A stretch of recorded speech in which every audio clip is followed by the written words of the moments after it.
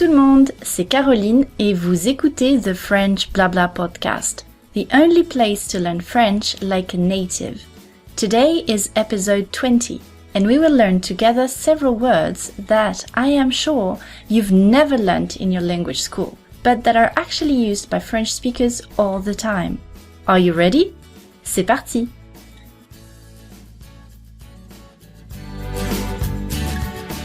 If you recall, in episode 9, yes, I know, it was a very long time ago, but we talked about the reason why it was difficult to understand French people when they speak. If you don't remember, please go ahead and listen to this episode again. So this was the first reason, but there's another one. The second difficulty stems from the fact that French people often litter their speech with meaningless words. The same phenomenon actually exists in English too, with words like you see or like, used frequently in normal conversation. These words are called fillers. We have large amount of them in French, and today I will teach you how to use some of them. But we're not just going to see useless fillers here. The ones you will learn will help you sound more natural and have a more active conversation. Let's start with the first one. It's ah bon. Ah bon.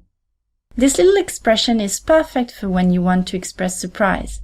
In English, we could translate it as really? For example, if your friend tells you that her son has won the lottery, you can react by using ah bon. Mon fils vient de gagner au loto. Mon fils vient de gagner au loto. My son just won the lottery. Ah bon? Ah bon? Oui, il m'a téléphoné hier pour me l'annoncer. Oui, il m'a téléphoné hier pour me l'annoncer. Yeah, he called yesterday to tell me. When you use this expression, it doesn't indicate a need for clarification or more details. The person that you're talking to will generally just say a yes to confirm that the event really happened, and then he or she will just go on talking about it. Basically, it's a good expression for showing interest in what the other person is saying. However, depending on what the person you're speaking to is saying, the intonation will be different. In fact, there are two distinct intonations, an ascending one and a descending one. In the example, you would use the ascending one because the news is positive, bon being said at a bit higher pitch. However, if on the contrary the news is bad, you will use a descending intonation. For example, your friend is telling you that her mother is at the hospital. Ma mère a eu un accident. Elle est à l'hôpital. Ma mère a eu un accident. Elle est à l'hôpital. My mother was in an accident. She's at the hospital. Ah bon? Ah bon? Here, ah bon is not said as a question. Oui, elle est tombée dans les escaliers hier. Oui, elle est tombée dans les escaliers hier. Yeah, she fell down the stairs yesterday. Our second expression is also not only used to show surprise, but also shock. In other words, you can't believe what the person just said or did. There are two ways of saying this expression. Bah dis donc, or ben dis donc, ben dis donc. You can choose whichever one you prefer or feel comfortable with. There's absolutely no difference. In both of these two expressions, the C is silent. As with our first phrase, these words convey a different meaning depending on the intonation. An ascending intonation is used to show a positive shock. Bah dis donc is stronger than ah bon. Mon fils vient de gagner au loto. Mon fils vient de gagner au loto. Mon fils vient de gagner au loto. My son just won the lottery. Bah dis donc. Bah dis donc. Oui, il m'a téléphoné hier pour me l'annoncer. Oui, il m'a téléphoné hier pour me l'annoncer. Yeah, he called yesterday to tell me. On the contrary, while a descending intonation is similarly used to show shock, it can also be used to show disapproval or what's just been said, depending on the situation.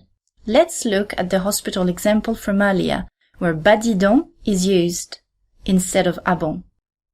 Ma mère a eu un accident. Elle est à l'hôpital. Ma mère a eu un accident. Elle est à l'hôpital. My mother was in an accident. She's at the hospital. Bah dis donc.